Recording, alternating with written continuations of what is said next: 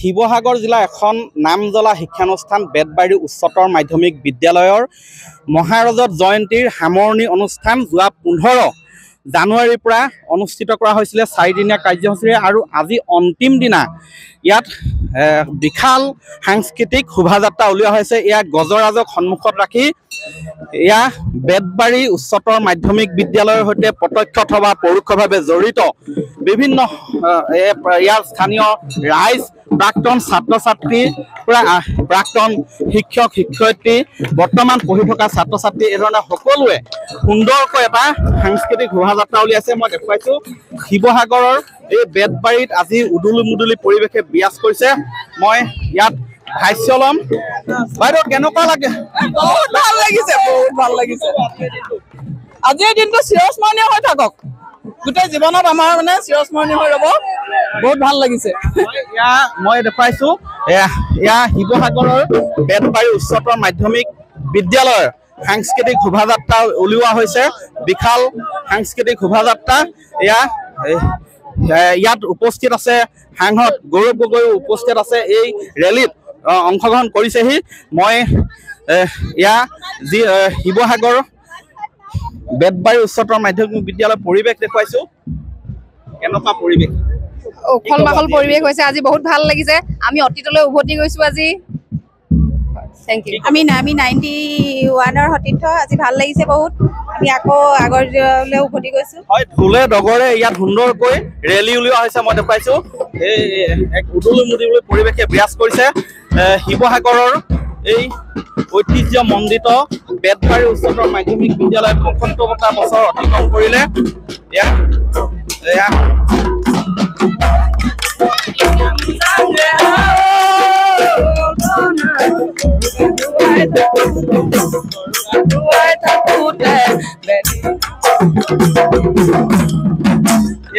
মই দেখুৱাইছো পৰিৱেশ।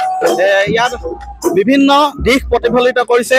অসমীয়া সমাজ জীৱনৰ বিভিন্ন দিশ সংস্কৃতি ইয়াত তুলি ধৰিবলৈ চেষ্টা কৰিছে এই সাংস্কৃতিক শোভাযাত্ৰাত। সুন্দৰ পৰিৱেশ মই দেখুৱাই আছো শিৱসাগৰৰ বেতবাৰী উচ্চতৰ মাধ্যমিক বিদ্যালয়ৰ পৰিৱেশ। বাইদেউ কি ক'ব আজি? আজি সকলো লগ লাগিছো, ভাল লাগিছে বহুত। হয়, এক স্মৰণীয় দিন হৈ ৰ'ব, কাৰণ ইয়াত প্ৰতিষ্ঠা কালৰ পৰা জড়িত থকা বহু সংখ্যক ব্যক্তি জড়িত হৈ পৰিছে। আজি মই দেখুৱাইছো সাংস্কৃতিক শোভাযাত্ৰা, বিশাল সাংস্কৃতিক শোভাযাত্ৰা উলিওৱা হৈছে বেতবাৰী উচ্চতৰ মাধ্যমিক খেলপথাৰৰ পৰা উলিওৱা হৈছে। অঞ্চলটোত দেখিছে সাংস্কৃতিক শোভাযাত্ৰাৰ দৃশ্য। মই কি ক'ব আজি এদিনটো ভাল লাগিছে। ৭৫ বছৰীয়া এই যাত্ৰা মানে মধুৰ হওক। বেতবাৰী উচ্চতৰ মাধ্যমিক জিন্দাবাদ। হয়, ইয়াত সাংসদ গৌৰৱ গগৈ আছে। মই সম্ভৱ হ'লে গৌৰৱ গগৈ ভাষ্য ল'ম। দেখুৱাইছো শিৱসাগৰ বেতবাৰী উচ্চতৰ মাধ্যমিক বিদ্যালয়ৰ মহাৰজত জয়ন্তীৰ সামৰণি অনুষ্ঠানৰ ইয়াত যি 4 দিনীয়া কাৰ্যসূচী অনুষ্ঠিত হৈছিল আৰু সামৰণিৰ দিনা আজি ইয়াত যি সাংস্কৃতিক শোভাযাত্ৰা ওলাইছে, এই শোভাযাত্ৰা উদ্বোধন কৰিছিলে সাংসদ গৌৰৱ গগৈয়ে। ইয়াৰ সকলোৰে মুখত কেৱল হাঁহি। মই ভাষ্য ল'ম। গৌৰৱ গগৈ আছে। আজি বেতবাৰী উচ্চতৰ মাধ্যমিক বিদ্যালয়ৰ মহাৰজত জয়ন্তীত উপস্থিত থাকি মই যথেষ্ট আনন্দিত। আৰু ইয়াত সকলোৱে একত্ৰিত হৈছে। বহুত পুৰণা বেচৰ ব্যক্তিসকলো ইয়াত উপস্থিত আছে আৰু সকলোৰ মাজত এই একতা এনাজৰী বাতাবৰণ চাই মই যথেষ্ট আনন্দিত। আৰু আজি তেওঁলোকৰ শোভাযাত্ৰা উন্মোচন কৰিবলৈ যে সুযোগ পালোঁ, তাৰ বাবে মই উদ্যোক্তাসকলক ধন্যবাদ জ্ঞাপন কৰিছোঁ। ছাৰ কি ক'ব? আপুনি এখন বিদ্যালয়তে শিক্ষকতা কৰে। হয়, আমি ভবাতকৈ বেছি পৰিমাণে আমি ৰাইজৰ সহযোগ পাইছোঁ।